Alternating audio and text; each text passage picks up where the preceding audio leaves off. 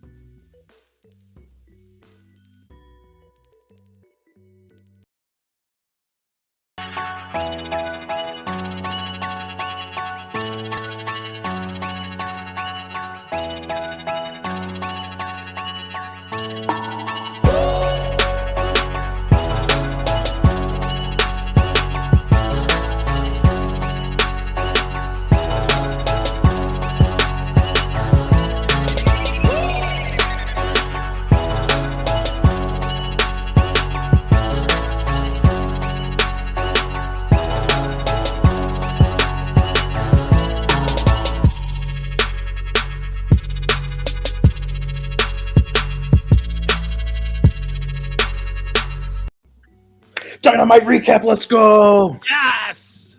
Who changed the colors on here? My bad. I was trying something out. It looks weird. What up, everybody? It's John Escudero. I'm here with the gang. We're talking about Dynamite. Okay, it's the middle of the night. Why? Yeah, that's a good time. It didn't have to be this way, NXT. Because of NXT. How dare you? Fuck you, MCW Network. No, but if you just enjoyed the guys over at the NXT post show, thank you for joining us as well. You know, it's the middle of the night. You could be sleeping, but you're with us instead, and I appreciate that. Let's sleep together. Hey, what? My man. You said you didn't talk about this on stream. John, you said that was just for you and me. Anyway, you should all introduce yourselves to the wonderful people still awake or watching on demand. Hey, everyone that's still awake and watching on demand. I am your boy, Neek Dynamite, Neek Tuesdays. I have a little piece of beef in there because I was thinking like Ruby Tuesdays. I was trying to make that work. But anyways, I'm Nick LaRocco. Thank you for joining us. I'm passing it on to the dude that's right above me, Robbie. What's up, everybody? It's Robbie once again, feeling a little bit more under the weather today, but I'm going to push it through because it's Title Tuesday on AEW Dynamite. And I'm going to pass it to my boy on to the left. For Caesar. You got the wrong stuff, but who cares? How's it going, guys?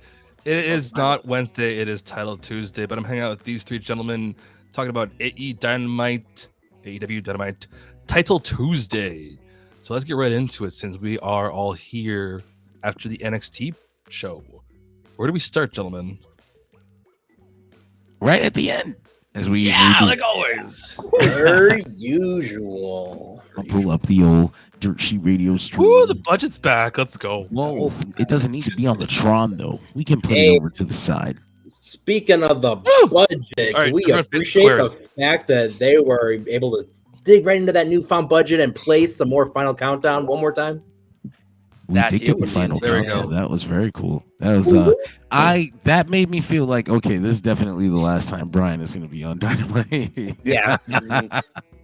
Is this the hidden boulder cast? You know what? You have come to the right place. This is where we hide Yes. rocks. Someone say the boulder shoulders, baby. Let's go. We all gotta go. What the hell is going on in I these still times? that Tudo's like, hey What? Zeus, what are we talking about? Hey, serious. How you doing, Talking Trey? about- Thank you for joining us. Hey. Let's go, Trey. Wes could be Triple Crown champion next week on NXT. Or not Triple Crown champion, excuse me. Triple Crown winner, I guess. Whatever you call it. But we're talking about AEW Dynamite tonight. Bryan Yeah. Danielson, Wheeler Yuta versus the John Moxley white t-shirt crew. The John Moxley experience. The Moxley Crew catalog. It's pretty Audio good match. back. Pretty good story. Yeah, we're good, Trey. Thank you for joining us again. Like I said, you could be asleep, but you're with us. Hey, Naomi, thank you for joining Naomi. us. Hey, what's up? Let's do this. So the story of the match is that Yuta is with Brian, and Claudio is just desperately trying to get him to come over to their side still. Come on. He didn't even want to hit him at first in this match. But Claudio did take out Brian on the outside, and Brian was out for most of the match, and Yuta would continuously go to the corner and go to the corner and go to the corner, and no one was there for him. So when Brian finally did get in the ring, it was a blind tag. Caught Yuta by surprise. It was like, what the fuck? Like, you're finally in here. And so he just rolls out and dies.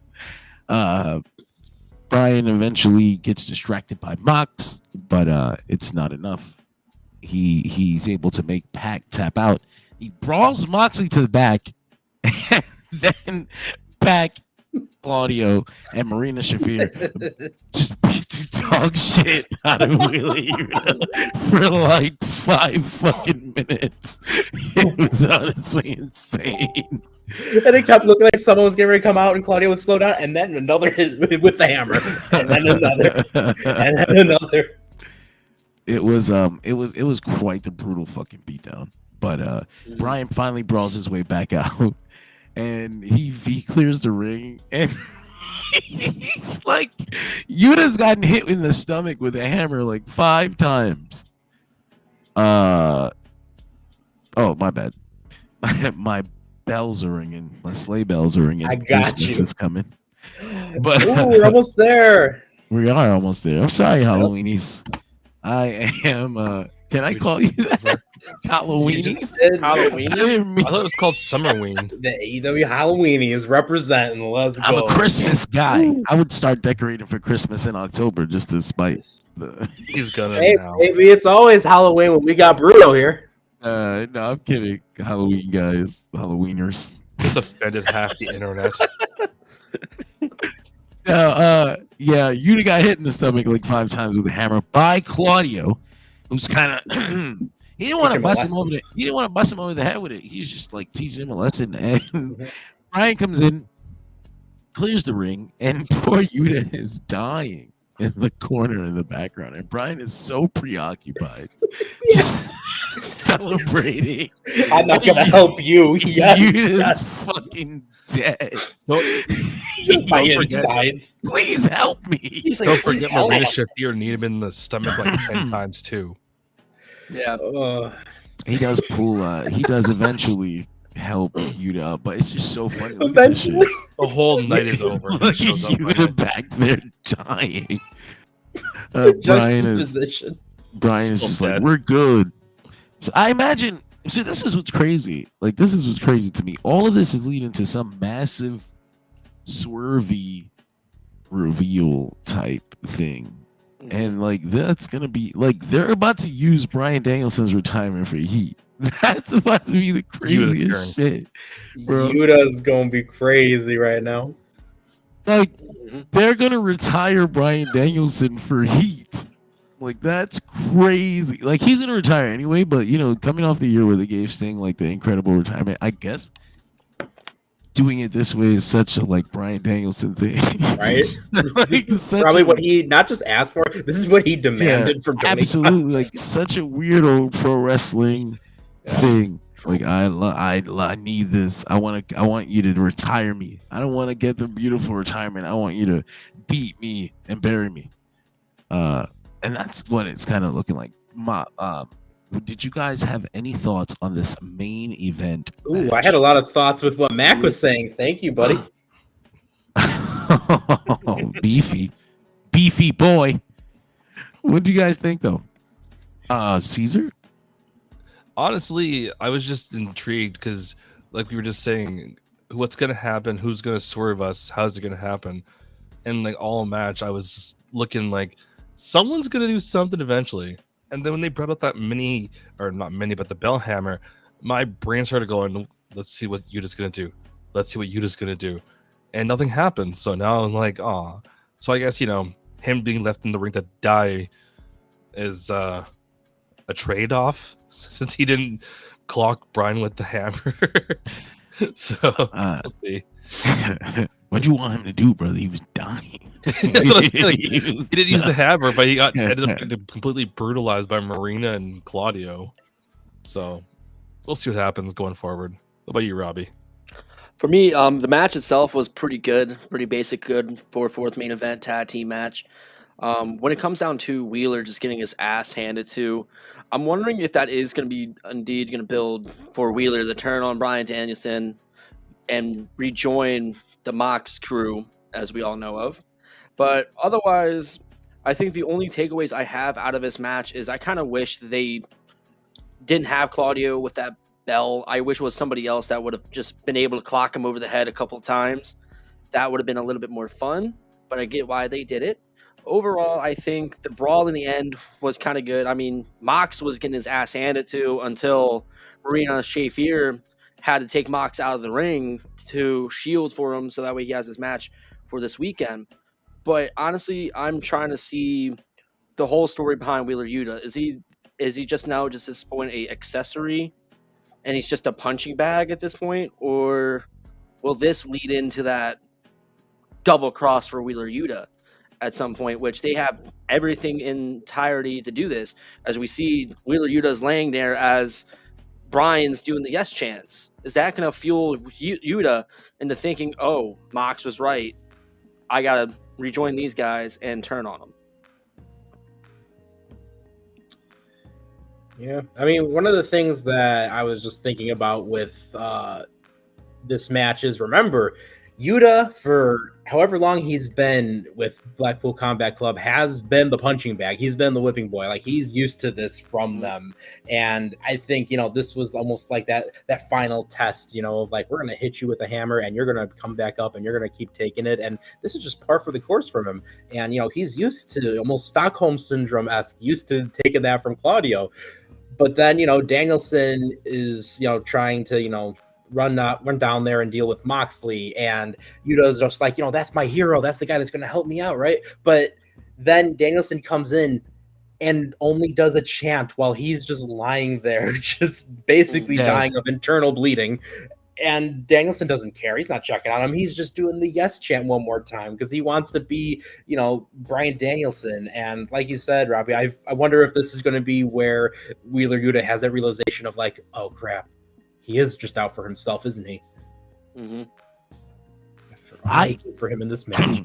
I think another thing that's really cool, that's cool here, is that it's not a misunderstanding. Like, Brian was legitimately only worried about his own beef and his own problems and his own fucking getting his chant over. And really, you just like, what the fuck, bro? I am dying. Dude, you know what I just thought of? Like, because Moxley really didn't put in that much offense against Danielson. I think Moxley was letting himself get beat up and have Danielson taken away so that, this can be that lesson taught to Yuta. There's that, but also I like the idea that Moxley, Claudio, Pac, and Marina Shafir may not be the bad guys. I don't know if that's the route they're going to go down.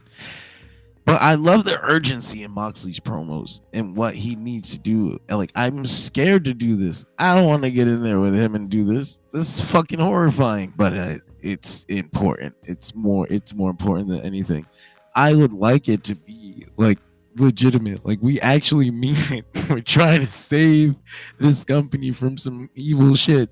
We had to do this. We didn't want to, type thing. That's really layered. I don't know if that's the route that they're gonna go down, but that would be really cool. I think. Yeah. Why do I have another feeling that the match at the pay-per-view is going to turn into like another situation where like at WrestleMania this year, it was just the Avengers of AEW basically, are going to be showing up and, you're going to have these guys, of course, but then all the interwoven storytelling in there, like, the patriarchy who's, involved with Kip Sabian and then now getting potentially involved with Hook, who's probably involved with all these other guys. And like, oh no, it's Roddy and friends. Clusterfuck finish. Which Still not as bad like, as Raw, though. Danielson just like, I want to get this guy over, but we don't have enough time, so just put them all in the match. I was surprised Daniel Garcia didn't get involved in this because he's like just wait. Yeah, he's exactly. not involved, but he's not involved in anything yet. So I thought like if they were gonna put him in this story, then he would get involved while Brian is still here because they've got the connection, and he wanted to retire Brian, but he didn't get the chance. So I just thought it would have been cool for him to get involved here, but they're clearly building for something else. He's probably gonna be the one to beat Jack Perry, in all honesty, for that belt. Makes sense to me, but we'll talk about that in a little bit. Did we have any other thoughts on this main event match?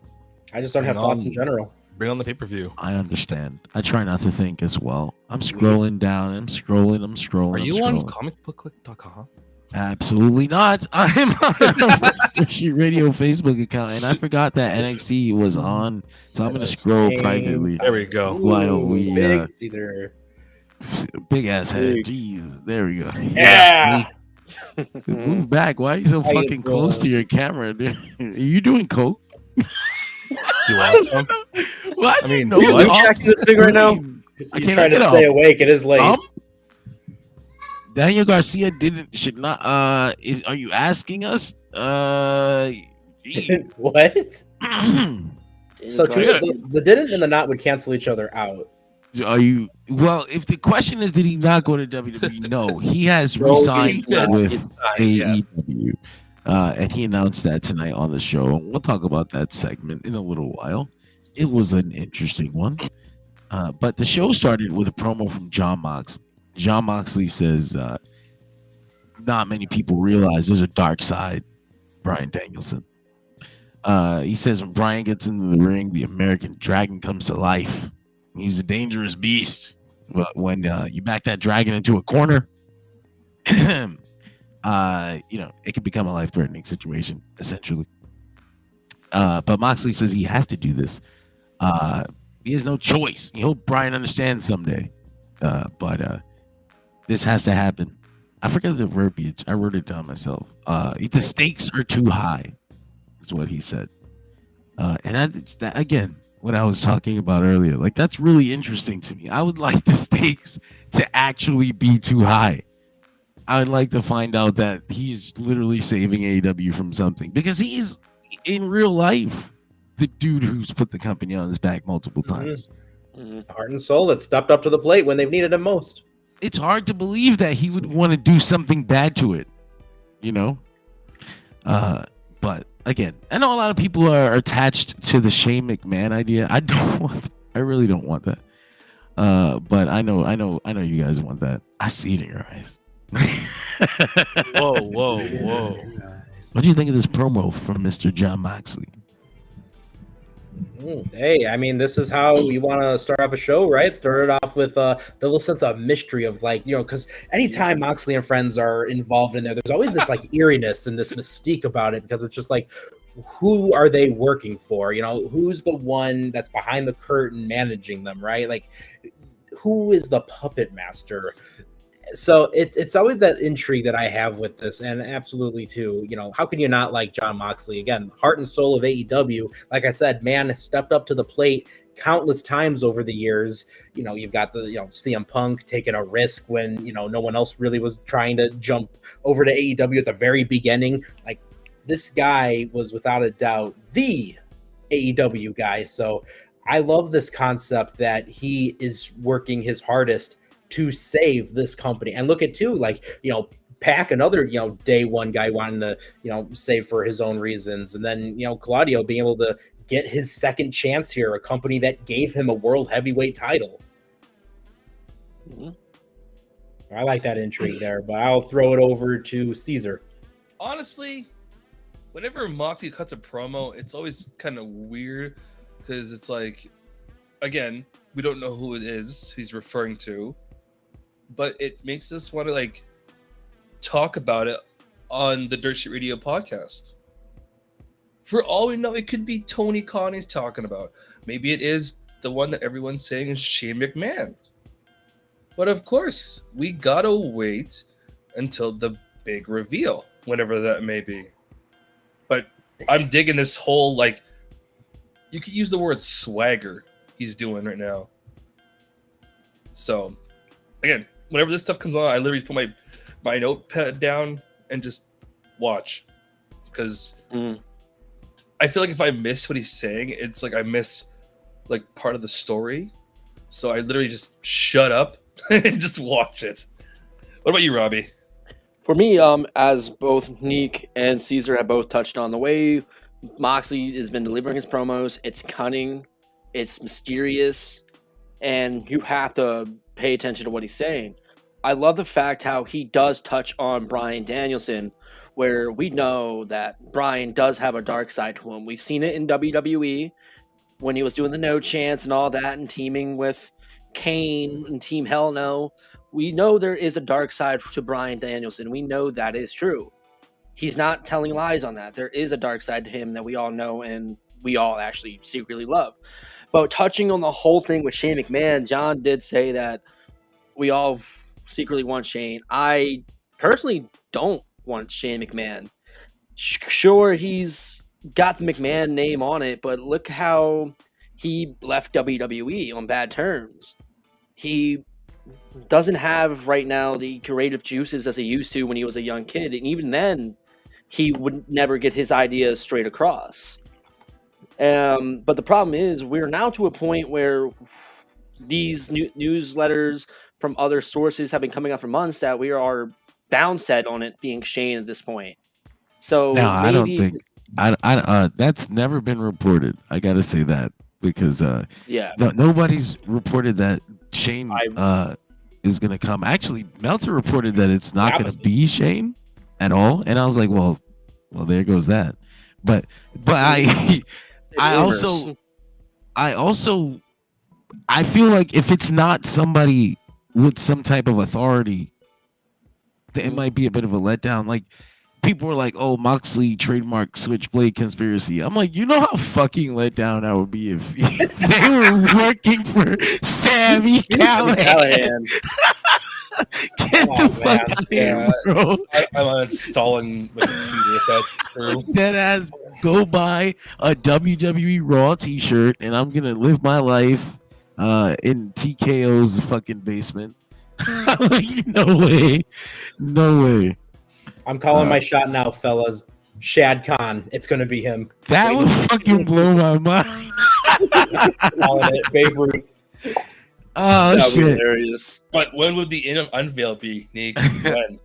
It's gotta be on reveal that. Sunday. We gotta keep I that. feel like Mox kind of implied a little bit in this promo that we were gonna find out the truth on Saturday at the pay-per-view. Live at the pay-per-view. I think that's gonna be when they reveal who's masterminding this group. But it's Marina Shafir. You know what I wouldn't... Shad Khan's had enough of his son just spending all this money on Final Countdown and hanging out after the show with Danielson, and he's seen his son get beat up by the wrestlers and the EVPs. So Shad's trying to take control of business.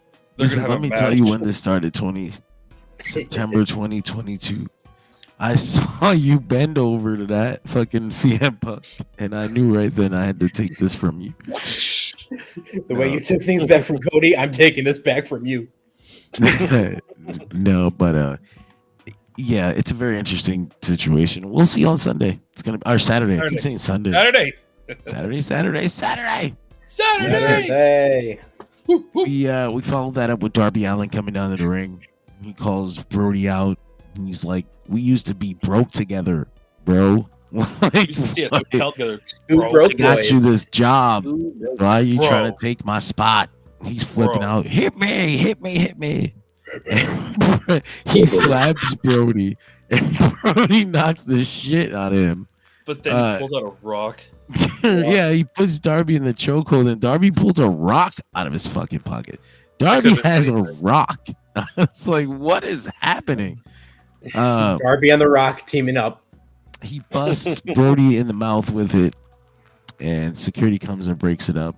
So, They were Saturday's- so tame, the security guards. the match on Saturday is going to be wild. Oh yeah. It's gonna hang, isn't it? To got this a rock. rock. This is The Rock. Tony Schiavone Charlie says Brown. this is the rock that Darby Allin was using in the promo video where he was busting the windshield open. Mhm. I was like, wow, that's interesting. I'm not sure, like, why Darby kept that particular rock. But, No one would have ever noticed that if we were not told. yeah, I 100% agree with Nick on this one. it's your trivia for the night. But The more yeah, you know. that was that segment. And they also basically opened up Dynamite together, or they were Lots the of first segments. live segment anyway. Is this like the third week we just don't get a Dynamite Pro opening video? Look at that 40th week. Is Moxley like stealing cold that opens. time? Remember We when had I like 4 or this. 5 segments in a row before a match. I like this. I like these John Moxley opening promos. I don't know if Yeah. we can do them forever because one day he's No. gonna run out of things to say. I don't think so. Will he? I'll start On making up- Moxley. I'll start making up I shit. don't know. to say. It's very cool. But yeah, man, what do you guys think of this? Nick? I mean, you know what? I love these two guys together. Anytime, I think they have great chemistry. I just love, the complete difference. You got one who's just a super heavyweight brawler, and the other is Darby Allin. But here's the thing. Listen, Brody brought up a very valid point, though. Is like, Darby's trying to be the company man, yet he's the one who's constantly got a death wish. He's constantly putting his body on the line. There's people who legitimately don't make the climb, who are very experienced climbers that don't get to the summit of Mount Everest. And just that fact alone made me think, oh, wow, this is that powerful thing where the villain has a good point, So I can't help but kind of agree with that. It almost feels like, wow, Brody, were you talking with Moxley and friends over there? Was he getting through to you? Is this like the Meta Liberation Army happening before our eyes? But hey, man, I really enjoyed what was going on here, and I like anything with these guys, and I think this is going to be the secret banger of Saturday night. What say you, Robbie? For me, yeah, I completely agree. I definitely liked the segment here. I did think The Rock was believe it or not, it's very symbolic to what Darby was speaking about last week with everything, with how he was growing up and stuff like that. And then we tie it into Brody King. Brody is just like, he's like, what are you talking about? Like, you're calling yourself the face of the company, but even though you're an experienced climber, you still can't get to the top. So what makes you really the face of the company? I was actually kind of wondering, where was the House of Black involved in this? Because I was surprised that Brody King actually showed up alone, because usually when you see Brody King, you see Malachi, you see Buddy. So I was like, that's actually kind of new. Honestly, I do like the fact they announced who Darby's facing for this weekend. And these two will have a tremendous match. Brody and Darby, every time they go against each other, it's going to be a clinic. It's just going to be Brody making Darby fly, which I'm all for. But otherwise, it's with Darby, it's one of those things of where he's slowly trying to get better. You can see he is trying to learn more on the mic. You see it at this point every week that he is trying. I just think when it comes to promo battles, Brody King took it. He took the cake. He beat Darby in promo. So, Caesar, what do you think? To answer Mac first of all, sorry. Good question. I don't know, maybe Shawn Michaels' house or Elton John's. I don't know. I think he got a new jacket too, because when they were him and Johnny TV were throwing them at each other, Johnny threw it outside, and I think fans grabbed it. So unless security was able to get it back, this might be a new jacket. I doubt he got it back. Sorry, probably on eBay right Then he got now. rid of it. It was getting kind of dirty. It was. Uh, Why is it smell? Take it back, Darby. In regards to this situation, yeah, I do agree with Robbie. Like the whole promo battle was pretty good. As for like who took the whole thing with it, I feel it's kind of even Steven on this one. It was still really good to see. My question to you three, because I'm in the middle of a bit of a mixed place, should they have done the unveil at the actual show of Brody King? You guys think? no, because when you do open challenges, you kind of set an expectation that it's going to be some massive surprise or Okay. something like that. Yeah. It's Plus, pretty either good way, to though. reveal it. This bits of like the storytelling in here, you're not going to get that, if Brody King was just coming out in his wrestling attire ready to fight. Yeah. Yeah. All I know is, I think it was Brody was, or it was Robbie that was saying it, but yeah, this is gonna go. No matter how you spin it, it's gonna be hell. They could add a stipulation and on Rampage for me, but this match is still gonna go no matter how we play it. So I'm excited for it on Saturday, specifically. Saturday. Saturday. October 12th. Live on PPV. The 12th. Yeah, man. We followed that up with the segment here backstage. She looks Hey, so back. tiny in this picture. Jake Roberts returns to AEW television, and they announced that there was some talent exchange, and John Callis will be getting Lance Archer, and I thought that meant that Jake Roberts was going to go home. Right. They were like, no, he's got a surprise new client. I saw some people are like, "Oh my God, does Jake get Hobbs?" I was like, "Whoa, could you imagine that?" That would have been something. I know, right? That would have been intriguing. That would have I been would very know- intriguing. I would But, have been like, "Huh." It I mean, was- this one's intriguing too, though. Like, yo, it ended up being Jake Roberts with Los Ingobernables. I think they're called LFI, but I forgot what it stands for. La Faction Yeah. Ingobernables. Gobernable. There we go. And Jake Roberts is with him. It's funny as hell seeing him raise his fist over there, though, in the corner, all far away from everybody, because it doesn't. they really, even acknowledged it too. it looks like Blood's trying to be part of the team. I'm here too, guys. And he's like not a luchador too. Like I don't understand. Right? He's gonna become. And a there's like no luchador. connection really with like Jake Roberts. Like, I'm sure he's wrestled there, but I don't know if he's had this big career moment there. I don't understand what the fuck is this. He's gonna come out I next can't week with a understand mask either. on. Yo, I- sorry, Jake Roberts. There's a couple reasons too, because I didn't think Jake Roberts could travel a lot. Right? I thought that was the whole reason why he wasn't with Lance Archer. Here's an interesting bit of trivia. Jake Roberts has only had 5 matches in Mexico, at least according to Cage Match. Yeah, In it the was very arena. short. And 3 of them were WWF house shows. Nick, he was just in the building. That's it. It wasn't the match. Eminem MXM collection. So they have gonna have a surprise in their corner on Saturday that will end scissoring forever. Are they gonna bring It's crazy? The Glue? Rock. Crazy Hey, Glue Rock. would end A that forever. Rock beats. Yeah, Oh, hologram. it's gonna be Boulder. Hologram and fucking Commander went out there and they had an awesome ass match. They nailed it. So much fun. The first few minutes I was like, oh, this is a little rough. It was rough the first 2, 3, 4 minutes. I was like, damn, they're finding their footing here. This is Hologram's Dynamite debut, but he's had 13 matches on Collision so far. Yeah. Just kind of Collision is essentially dark, which is what they wanted it to be. Like, I don't know if anybody remembers that. They wanted Collision to be AEW Dark, and then Tony Khan decided to fucking pacify CM Punk. So they went with that idea for a little bit. But now it's kind of back to what they wanted it to be. So this is Hologram's debut on Dynamite. And I got this fucking video here. And I don't know if this was meant to happen or not, but this was so sick. On the top rope, but look at Holland!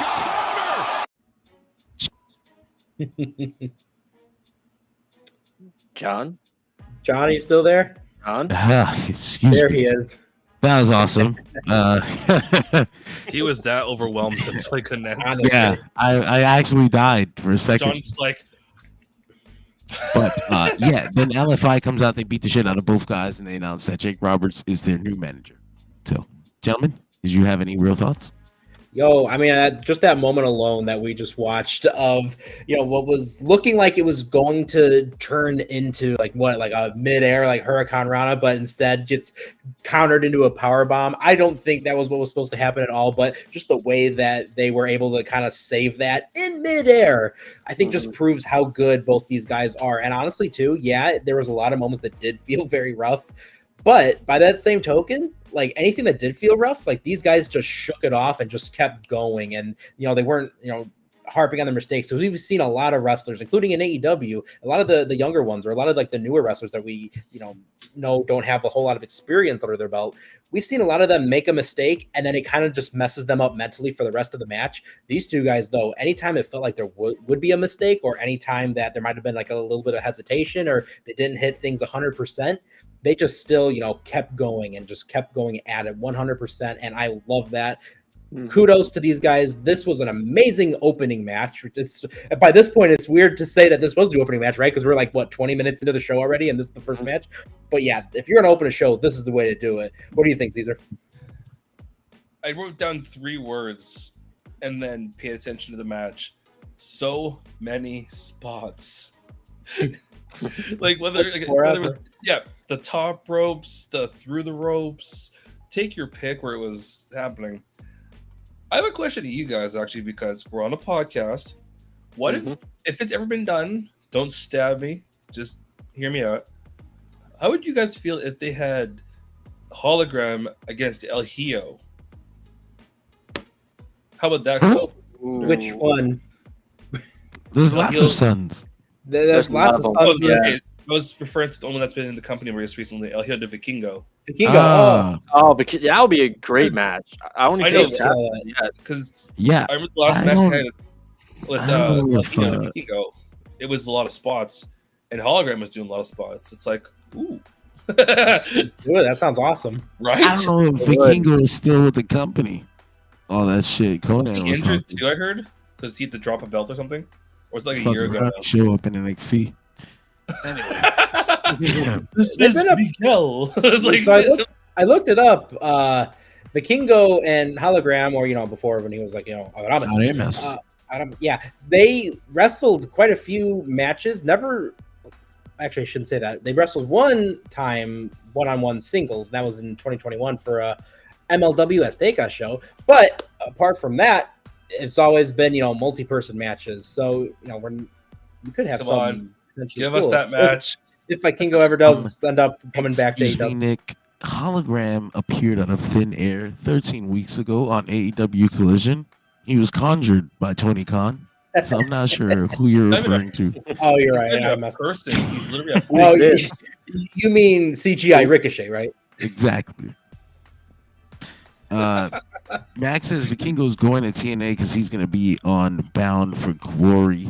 I'm a little weird about that. Like, I don't know if that guarantees like he's going to be going to TNA for sure, but because you know how they are, they let people come in and out these days. I think he's just making his round. I took out my headphones so I can't hear anybody, but I hope you guys are having fun. I'm having fun. We're having fun. There we go. Yay. Yeah. So, if we had our next segment, it was Daniel Garcia coming out. He basically said that he would be staying with AEW and that he's going to be going after gold. I think this was a good decision for him. I said it before. I think it was it you, Nick, that said he should have went to NXT? I don't know if I said he should have gone there, but I think he would have excelled in NXT. Yeah. But I just thought that they would have put him into a hole, and that if he could develop himself first and then go over there, he would have been better off. But it looks like that's what he's going to be doing. He's sticking around. He's got his friends here. He's got a career here. He's getting paid here, and he's got room to grow. They'll actually use him like a top guy regardless of his size if they actually are inclined to do that. Garcia had that big car accident that nearly, ended his career and even his life. Tony Khan donated way back then, so there's always been something there, and I think Daniel Garcia has always respected that. For sure. Max says Garcia. Mm-hmm. Yep. Garcia versus Perry, definitely. I think Garcia should beat him. But what do you fellas think of Daniel Garcia staying in AEW? Yeah. Do it. God. All right, everyone, do the dance. Oh, someone's standing I'm up. doing it. You can't Thank see you, it, Robbie. but I am. I'm shaking my hips as well. Here, so I'm humping my computer now. This is just what I normally do at this time. Just never on the air. Whoa! Everything. We got a video of You open your computer? of me humping the computer. No. I'm going to Top-rated be at episode. Wrestle Dreams. I was really wondering what Swerve was going to be doing at the show, and then they announced that he's just going to be there. I was like, motherfucker. Wow. Like, thank Be you there, for but he's that. not wrestling. They just said Swerve Strickland will appear. Like, and you know what? Honestly, Pokemon? to treat him like a top guy that's really cool. The fact that he like lost the title at the last pay-per-view and he just hasn't been seen until the very next pay-per-view. Like, that's actually really big for him. Makes him feel like a big deal. Like, his return is on pay-per-view. You got to pay to see this guy come back to AEW. Very cool stuff for him. I imagine that's where him versus Lashley will begin.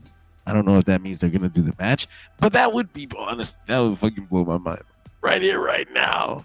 Like, let's fucking go. That would be really cool. But yeah, Swerve Strickland to be at Wrestle Dream. We follow that up with the women's 4-way. Right? Am I missing something? I feel like missing something. Mark Briscoe.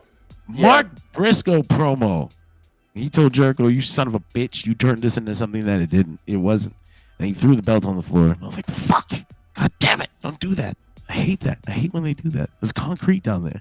Anyway, it's not serious? about the belt. Serious and no conglomeration members with him too. No, he wasn't kidding. He's usually fucking around, but he was very sullen, very. He wasn't screaming. It was great. It was really fucking good. Then we had the women's fatal 4-way, right?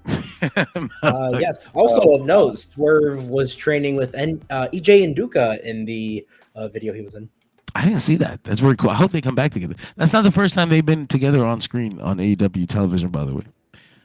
He was in Swerve's entourage for Double or Nothing, I want to say. Or maybe the week before when they did the weigh-in, Will Ospreay. But I've seen a lot of people on like Twitter and Reddit talking about like, ooh, they should do like Hurt Syndicate versus Nana, Swerve, and EJ. that would be really cool, actually. That would be very cool. Because that gets EJ, Swerve. the Judge, and Bobby Lashley, like two immense powerhouses together. That'd be awesome. Very cool. And we get to get Swerve versus Sean Benjamin 1-on-1. Let's go. Let's go. That's gonna be But real. I'm very excited for that. But yeah, man, we had the women's fatal 4-way match. It was fucking clusterfuck. But it was a mess. It was fun. I thought it was ridiculous. It was originally supposed to be Willow Nightingale versus Dr. Britt Baker, DMD, but Britt Baker's out with an illness currently. I really believe that Willow Nightingale was going to beat Britt Baker tonight. And I am kind of disappointed that she didn't get that win over Britt Baker. But you know what? They gave her a pinfall over Saraya, former world champion here, former world champion in WWE. That's really big win for her. Like, Willow has pinned Mercedes, Willow has pinned Saraya, Willow has pinned Chris Statlander, Willow has pinned fucking everybody. If she'd have got that pin over Britt Baker going into a women's world title match against Mariah May, I would actually believe that Willow Nightingale might win this belt on Saturday. But what did you guys think of this 4-way and Willow Nightingale in the title match? And the aftermath. Excuse me, I forgot that Mariah May headbutted the shit out of Willow. And then Willow cut a really good promo backstage after pouncing her ass off camera. What did you think of all that stuff? Oh my gosh, this was so wild. And let us not forget also, out of nowhere, Penelope Ford making her grand return, running back in there. And Zero reaction. I forgot that fucking happened. That was random as fuck. I was just like, there was no build to this. And I'm like, who was her last opponent? Like, I don't even remember. I don't think she remembers. Nobody does. But you know what? Hey, at least she's back, and that's what matters. Hey, they should bring the bunny back too. Probably. It sounds about right. Fell down on the way on the back. Yeah, this was a 6 weeks. This was a cluster, but it was really fun. But at the same time, too, all of the women involved in this kept worrying me because they were all doing stuff that looked absolutely, quite literally, backbreaking. Like we talk about Nyla Rose getting pushed off of the top rope and basically like swantoning onto the corner. I was actually terrified for that spot. Yeah, I was like, wow, that Very was terrifying. My first thought was incoming like fine charges from Nyla to Harley on that. Incoming beast, like that was wild. And yeah, there's just so many moments in here. I was just like, wow, these women are not holding back. And hey, kudos to them for wanting to, put on that show, especially just last minute, because literally it wasn't until like an hour or two before that Tony Khan made the announcement. So I'm sure, some of them didn't even find out about that until the day of. So yeah, an hour before even. Yeah, exactly. But yeah, Robbie, what did you think of this match? This match, like as everybody said, it was indeed a clusterfuck, but it was a fun clusterfuck. When it comes down to it, obviously the only negative spots in the matches were how Hayter and Penelope Ford were swinging the chairs. Unfortunately, Harley they weren't getting good involved. chair shots. Harley getting involved as well. But however, my favorite spot of the night was actually going to be Nyla Rose's spot, and that is because Nyla hitting the apron like she did. That reminds me of PCO's spot. PCO does that exact same spot where he gets pushed off that top rope. He flips over, he hits his top of the back on his apron. That's what the spot reminded me of. But I felt like we all knew that Willow Nightingale was going to win. They had been building towards Mariah May versus Willow Nightingale for the past 3 weeks. Honestly, I thought they've already kind of announced that they already were going to do that. So I was like, wait, I had to backtrack to myself. I was like, wait, aren't they already announced that this match was happening? And then I was like, oh, no, they did not. But otherwise, and then when you get into the aftermath, as Max said in the chat, she did sold that like she got shot. That was an excellent sell. What a good way to sell a headbutt. And then what a way to get some payback by pouncing the hell out of Mariah May. Honestly, I'm like John on this one. I wouldn't be surprised if we see Willow Nightingale as your new AEW Women's Champion. Caesar, what are your thoughts? Can we lock up Harley backstage in the basement at the back of the arena? That's an interesting thing to say on a public video. I know that's pretty crude. I do not condone kidnapping of women. I meant in the arena matches. That's what I'm referring to. It's not representative of Modus Authority Radio. Because I was watching the match, and then Harley comes out of nowhere and starts doing her thing, and I'm like, oh god, here we go again. And then of course, yeah, I agree with all of you. Willow is the obvious pick to go into the Saturday match for sure. In my doubtful, crazy mind, I was like, if they put any push on Saraya going into Saturday, I might throw my monitor through a window. Thankfully, I saved myself having to buy a monitor, so we're good there. And I'm not too big of a fan of Mariah doing the belt whipping on people. It just seems like it's like trying to sell it. Yeah, the headbutt. Holy shit, that was great. I blinked and I just saw Willow tip down and booyah. So kudos to Willow going into Saturday with that one. Will she win? I'm just waiting to see the match. That's all I've got on that one. So yeah, it'll be interesting. That's for sure. Especially considering, again, as you said earlier, they found out before the show, hey, you're in a match for a world title shot. Right. Ready? So yeah, I mean, if that's everybody, I lost track for a second. I apologize. Oh, good. I'm pretty sure I was lost anyways. All of us. We followed that with was it the Mercedes match? The Learning Tree and Rocky Romero.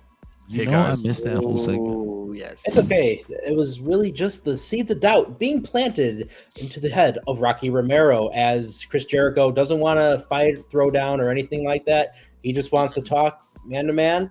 Just say, hey, you know what, Rocky, they invited you way later. And you know what? All you were worth was just a t-shirt to them. And where are they right now? They're not hanging out with you. And then following that up, we had Jay White taking on Cody Chun, which, by the way, this was Sotera Chun from AEW Dark, who's also good didn't know friends with that. Darby Allin. That's why you look familiar. Yeah, so that's Darby's friend. And yeah, got him a few Cool. matches on Dark. I just We wanted to also throw that have bit the of trivia out there. confirmation of the Oh, Jay I- White Hangman match Yes. at the PPV. Good stuff. I I have to duck out, gentlemen. I'm Oh, so no. All sorry. right. We're going to miss you. Ooh. I'm so sorry. Don't worry, John. No. We got this. Oh, great. We It's got so it. difficult now. But I did want to say that my megastar of the night was Bryan Danielson, because Of this course. might be the last time I can say that. Yeah, on a we knew Dynamite. that. Not even surprised you said that. But gentlemen, thank you for having me and allowing me to disappear and not just leaving and collapsing the whole stream after that. Yeah, of a he sudden- would do such a thing. He comes back. He comes do back. that. Psych. Have a good night, you beautiful, fine folks. I love you all. Hi, Johnny. And there was Now I will take over from here. We're screwed. All right. Well, I mean, hey, Jay White, listen, defeats the returning Cody Chun. Always nice to see one of the locals from AEW Dark coming back onto TV. Nothing more that we could say about this apart from, Juice peeing on him. And then, yeah, exactly. And then White cutting the promo on Hangman Page. Now, again, I think the biggest thing that we can mention here is the fact that now we got the confirmation that it's going to be Hangman and Jay White at the pay-per-view. Guys, we looking forward to this at Wrestle Dream? Oh, hell yeah. Straight Yeah. up. I was just trying to picture in my head when you were talking when they put it on the card. My best guess is early, like first hour. I don't know about you two. So I think at least. Yeah, I think I wouldn't mind seeing that even open the show too. I feel like it's either they put them in the first hour or somewhere smack dab right in the middle too, which wouldn't be a problem with me either. Yeah, I'll go the that's opposite about route. right. I could see this going kind of middle to later in the card. Like, I don't 'Cause- think it wouldn't be the penultimate match, but I could see it like the match before, like third to last. Just because it's the name value of these two guys and what both of them mean to AEW. The That's the only Hangman reason. versus the Catalyst. Exactly. Okay, that makes sense actually. I think the only thing I would want to touch up on is he said in the promo that Hangman was going to be first in his road to get back to the path of gold. Then he said, and then I'll get to the second part. What is the second part? I could have swore he said it. I couldn't hear too much out of Jay. I couldn't really hear that last part. Only thing I heard was there's a second part, and I tuned out. So I did miss that if anybody caught it. I mean, here's one of the things to remember is in the Owen Hart tournament. Remember, one of the people that was involved in costing him that tournament was Christian Cage. Oh, now that makes sense. I could see That's it. what I was wondering. Yeah. So that could be it. And remember, too, if Christian Cage was to cash in, he will be the champion. And then Jay White would just book it right for him. And I Two can see birds, Jay one White stone. wanting to steal that title as well, just like he did with MJF. But yeah, so following that up, we had the camera crew with Hook. My who's been- tripping or the tunes go away. Oh, I think we did lose the tunes, didn't we? The budget's Lost gone. tunes. Oh, no, don't worry. Contact I'll the budget I'll with pop them, those man. back. Honestly, he You, can't keep you getting put away on with the. this. Can you put on like There we the? go. Is the NXT guys messing with us right now and taking our music too? I was gonna That's say you can something. put on the music that says like working at like a clothing store in the mall. That was I fun. mean, this kind of is. All right. Anyways, We got back to the- Hook threatening people, and Kip Sabian runs behind him, and he's like, "Oh, what you got going on?" But Kip Sabian's just like, "Oh, no, we're not going to be doing anything." Okay, I thought the music just stopped for a second again, me and we too. I lost was like, it. did we freeze again? I was like, "Oh no!" But hey, speaking of people getting confrontational alongside Hook, we had Christian the Patriarchy, The father of looking the year. for Kip Sabian. Just remember, Hook's father currently is out with a surgery. Someone jumped him. Knee replacement? Exactly. But Christian mentioned he lost a son and Hook lost a father. Could we be seeing potentially a brother coming along for Mr. Nick Wayne? No.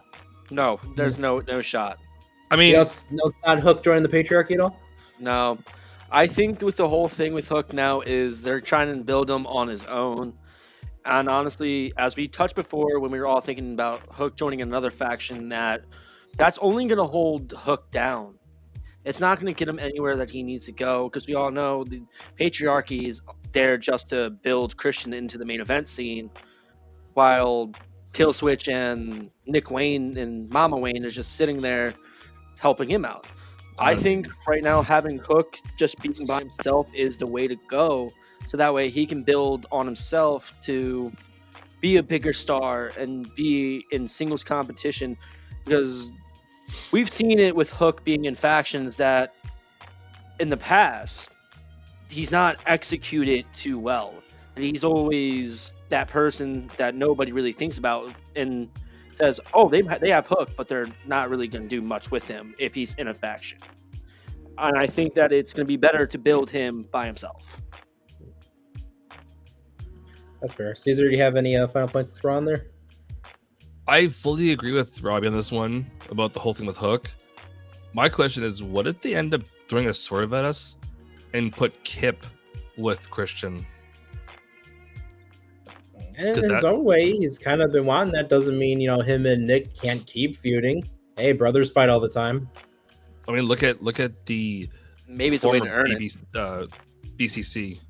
Yeah, exactly. Look, the current trios champions. Yep. They're destroying each other. So anything is possible. Oh, absolutely. And hey, we're going to be talking about, this was Title Tuesday, so we had TBS and New Japan Strong Women's Champion Mercedes Moné putting both titles up on the line against the legendary Emi Sakura. This was, definitely a very physical match, and we got to see Emi Sakura be able to utilize her veteran prowess to take on not just Mercedes Moné, but also Camille. I thought this was a great showcase for Sakura and giving her a lot to just show how good she is. But what do you guys think of this match? Caesar, I know you love anything Mercedes Moné. Oh, you know how much of a fan I am of Mercedes Moné, so I'm going to get right to it. I'm going to say all the parts in a very short form of everything because I don't want to be here all night. Right. I mean, I'm enjoying hanging out, but I'm not going to be that guy who rambles for 3 hours. Yeah. First of all, Short I form, am fellas. pissed that Emi got her theme changed to some weird stuff because of like the whole Soraya thing way back with like the theme songs and all that jazz. Right. Secondly, you two would know this. People in our chat here don't, but it felt like Mercedes was like, okay, I've gone long enough for a paycheck tonight. Why am I still in here? I'm wrestling longer than like 3 minutes. Thirdly, it looked like Mercedes was hella stiff, couldn't sell things. She couldn't sell shades to a blind person. Okay? That's how bad it was. There were certain, like, again, to kind of quote Nick, there were certain spots that looked like Mercedes couldn't sell. Camille sold like crazy at times when it came to certain spots. And yes, I 100% agree. Emi Sakura looks like a beast tonight. I'm not sure where they're going to go after this with that regard, but I'm intrigued. So we'll see how it goes. And yeah, Mercedes is about entertaining as a flat piece of cardboard on the mic and in the ring. And I'm so glad, and I'm not going to do it properly, but I'm so glad we didn't hear her go like, Boston, and like that shit, or she does, so cringy. But now for a more positive note, why don't you two go for it while I sit here and cringe? Robbie, what were your thoughts? My thoughts on this is at least they gave Sakura the time that she deserved, because Sakura is an amazing athlete. She's a great professional wrestler. She's been in this business for so damn long. Thank God they gave her the time that she's right. And also add to, this is the only title match on a Title Tuesday. You know what's even more messed up? I found out recently. Emi Sakura is 48. Yeah, and she does not look 48. She looks great for her age. I wouldn't have put 2 and 2 together. I would have been like, I don't know, like 40? Maybe. So, she's been wrestling a lot longer than a lot of people, including wrestlers on the roster, have been alive. Hey, again, back to Robbie, though. When it comes down to what Caesar touched on, I feel the exact same way about Mercedes. Looking at how she worked in WWE, you saw her work rate and how she was sometimes stiff, but not like always stiff. She was doing the selling. She was working a little bit more fast paced. Ever since she left WWE and she went to New Japan, then coming over to AEW, I just felt like her work rate had slowed down a little bit, and then for whatever reason, the promo abilities to her have been subpar. What I see when she was in WWE to compare to she's now, she's not on the same level, in my opinion, that she was in WWE, because something is missing there. I did easily poke it if you want. but I did like the fact she used a bank statement tonight. I love that move. I think it's way better than the finishing move that she's in using right now. That move sucks. But the bank statement, I like it. It's a crossface, an inverted crossface, whatever you want to talk about. She's used it in WWE. That's what put me over with her being a fan in WWE, was that specific move right there. But Mercedes, you got to do better. If you're going to be a TBS champion, you're going to sit there saying that you're Monet. Honestly, I'm going to say right now, Camille is outshining Mercedes in a big way. And all she does is really just kind of stand out there, and that's her job. Exactly. And the fact that she's able to stand out is immense. But hey, Mercedes, like we mentioned, locked Emi Sakura in the bank statement for a submission win, and they go to beat up the Queen until Miss Chris Statlander runs. She needs a theme. He gives a little something. I really like that cool kind of transition from like the steps into like the animation. I like that for her Contron. But yeah, we're gonna be getting the strength match of Camille and Statlander. I just love the way that they're trying to match them up. But then we go to a backstage segment. Stokely's convincing Private Party that they have all the tools necessary to be next level tag team players. They say thanks, but no thanks. They've got cheesecake in their corner. Dude, after that, are we on the boat that Private Party is going over this Saturday? Are we hoping, I should say? I'm gonna say I'm no. hoping they're gonna go over, but I don't think there's a shot. I think the Young Bucks have this. Who would they drop it to then? Is the question. Not the Acclaimed, that's for sure. I think what they're doing is they're probably gonna drop it to Omega and Kota Ibushi at this point. But that could be like 20 years from now. That's the problem. I don't know who they're going to necessarily drop it to. I just don't think now is going to be when they will do so. But it'd be the biggest swerve, and that'd be so deserving for Private Parties. So that's it would. The only issue was they redid that that pinfall victory on was it Rampage? Mm-hmm. I think so. Yes. So them doing that kind of showed to me like, okay, they gave them that victory, so now EVPs are going to be taking it at the pay-per-view. But back to my other point is like, what if they do throw us a huge swerve and they go, here's the belts? I'm okay with that, though. I'd be so happy for them because I've been seeing them since day one. Exactly. These guys were day one OGs, and if anyone deserves, a run with those titles, it's Private Party. If they get cheesecake in the entrance at the show, then it's happening. They have to. Yeah. No cheesecake ain't winning. Yeah. And if I'm right at the pay-per-view, I'll be so scared. You didn't predict it. You manifested this. I'll be stoked to see cheesecake, but it'll be so weird. Moving on, I just want to get these segments out of the way because then we'll talk about the final one. I'll be talking about Action Andretti and Top Flight continuing their arguments backstage. And they weren't dressed like male strippers, at least. No, exactly. Just all wearing all black. It was really cool looking, but there's some blame being thrown back and forth between Top Flight, Layla Gray, and toward the Action Andretti, who's been very crazy, very angry lately. But hey, he's just saying we need to kind of start stepping it up if we're going to be winning matches. Dante Martin and Layla Gray go one way, Action Andretti goes another. Darius Martin looked very conflicted there before the camera just kind of fades to black. He's going to follow his brother, obviously. He's got it. We can't see any type of separation with Top Flight. You know how this isn't going to happen, but it'd be so awesome if somehow Top Flight became into the number one spot and won the belts. Hey, give it to Private Party. Have Private Party versus Top Flight. That's a match. That would be something for the titles too. Oh, that'd be sick. Yeah. Yeah, even if you had the Bucks still involved in there, that'd still be something. I feel I feel like a ladder would need to be put in there. Yes, absolutely. Didn't that promo? Wouldn't they say like they were the last ones to beat the Young Bucks? Yep, and that's why they deserved it. So I 100% agree. But it goes back to our first point. If you like us, you've been watching this company since day one, you've seen private party go through a lot of shit. Yeah. So They got let's give them their comeuppance. That's the term. Yeah, comeuppance. Yeah.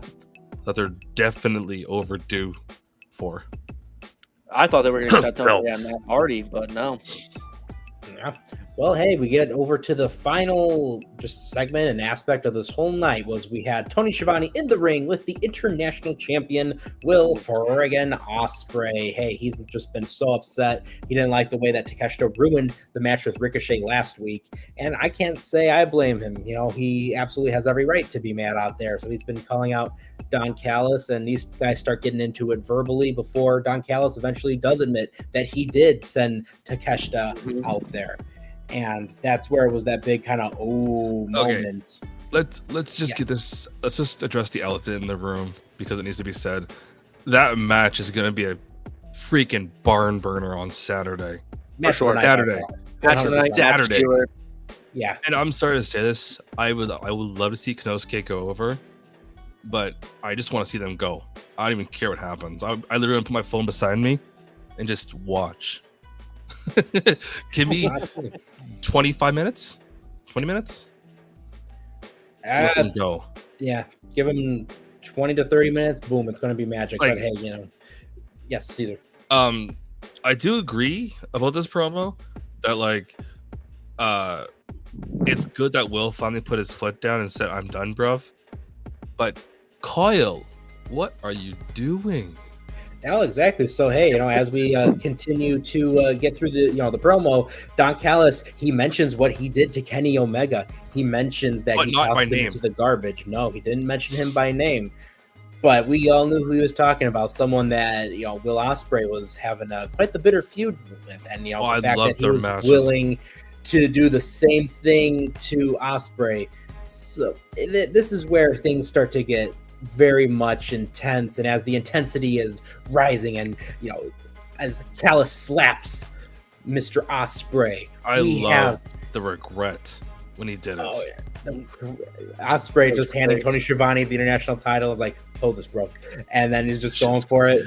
Of course, you know Takeshita's going to run in there. He's not going to let that slide, and then keeping the distraction going. Kyle Fletcher eventually gets in there to try and get in the middle and separate this, but while he's trying to break it up, Takeshita, boom, a beautiful looking suplex where Ospreay just kind of floated in midair.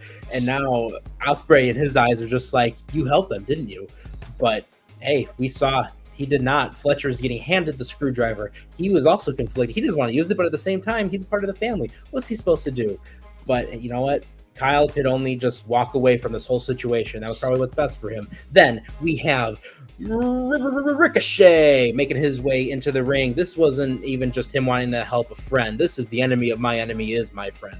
And we had some amazing stare downs here. Like we said, this is going to be an absolute barn burner in 1 minute or less. Robbie, what did you think of this? I absolutely thought this was cinema. Absolute cinema. Will Ospreay finally gone away from the Callis family.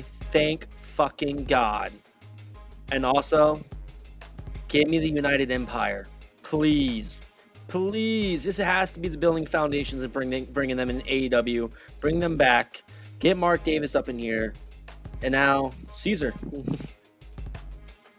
No, it's the way no matter how you spin it, this match is going to be a hell of a barn burner. Even if you're rooting for Bruv, or you're rooting for Ricochet, or you're rooting for Konosuke, it doesn't matter. You're going to look at this match and go, that was a what? That's all I got on that one.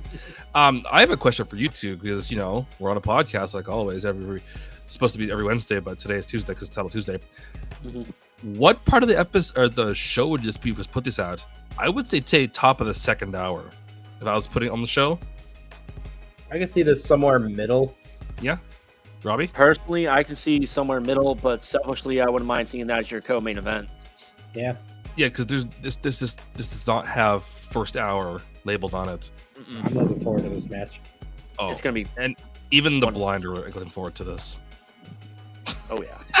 Yeah, can't wait to listen to it. But hey, you know what? That was an amazing episode of AEW Dynamite, and now we can go exactly Title Tuesday, where one whole title match happened. It was fantastic. You know, everyone had fun along the way. But now we will be getting into our match of the night presented by Monk.com. All right, match of the night. I'm going to be personally going with, and we're going to be doing this lightning round style, so we're just going to be saying it. Boom, boom, boom. I am going with Hologram and Commander. What say you, Caesar? Ladies 4-way. Robbie? For me, it's going to be the main event, the tag team, Wheeler Yuta, Bryan Danielson versus Pac and Claudio Castagnoli. Jobbers, go! Jobber of the Night, presented by comicbookclick.com. I am going to be going with the man, the myth, the legend himself, Cody Chun. It was very nice to be able to see him again. Shout out to him on Dark. Robbie. Harley Cameron, by default. Jobber of the Night. Caesar. I'm saying it because they didn't get very much of a reaction. Chris Statlander and Penelope Ford. Now, for the big parts. The Megastar of the Night. Megastar of the Night, brought to you by NordVPN. This one we're going to have to talk a little bit about because it's NordVPN and we love them so much, so they will be keeping you safe from anyone that's trying to attack you digitally. Hey, go to comicbookclick.com, scroll to the very bottom of the page, and you will be getting yourself 72% off your subscription and maybe a few bonus months in there. Exactly. So, Megastar of the Night, guys, I'm going to have to say it because, like John said, this might be the last time I'll get the chance to say it. Bryan freaking Danielson. Got to say that one more time for AEW Dynamite. Caesar. Oh, yeah, they say who it is. I can just do one thing. Robbie? And for me, the Megastar is going to be the one that could potentially... that made Will Ospreay do what he did. Then that was Don Callis. That was so much heat on Don Callis. So much. Oh, absolutely. Yo, could we take a moment to appreciate this music? This was perfect for a lightning round. Beautiful We just music. shot through it. But Lightning round. Exactly. We're going to lightning round through some of this promo because, hey, if you enjoyed hanging out with us, we love you. Usually this show is going to be on Wednesday nights, but, you know, this is going to be... Yeah, exactly, though. Wednesday, Dynamite post-show rewind. But we'll rewind a little bit because Tuesdays, where we're currently at, will be the NXT rewind, even though the Dynamite crew is far superior in every way. We also have the Monday Night Raw recap, and we'll fast forward over to our Thursdays, where if you're in the very early morning, you'll be able to catch me, John, and our boy Greg, and occasionally also Mac, whenever he's on there, and we'll be talking about anything and everything wrestling and whatever else we feel like, because it's our show, and why wouldn't we? We're also going to be looking at Thursday nights for TNA Impact. I'm also a part of, and so is Mac and John, for Friday Night Mac John Smack Sound, because that looks like an S. I cannot hear otherwise. Hey, our boys CJ and Tyler, they're going to be having some show. It's probably not going to be Level Up anymore, but it'll be something. A lot of wrestling. We'll see. Hey, the 3&T dudes, there they are. They're going to be on. Yes. They're going to be on Sundays, and it's entirely possible that myself and Mac, it will be happening this weekend. Come and check out our WCW Spring Stampede 1999 recap. This will be the very first WCW recap episode. We cannot wait to do this. So it's going to be great. Come and check it out. We were aiming for Friday, but it'll most likely be pushed for Saturday night. So come and join us there, which Saturday night, hey, that works out perfectly. That's such a WCW day. Might not be 6:05 up on the mothership, baby, on the super station, but it'll be something very special. That's the American dream, Dusty Rhodes. Rhodes. Caught me off guard. I don't pay attention too much. Like a monkey. All right, that's supposed to do it. But yeah, so hey, catch us on Dirt Sheet Radio anytime. We'll be sharing all of our stuff, so feel free to go and give us a follow, give us likes, and hey, we love you. Thank you for joining us, chat. You are awesome, and we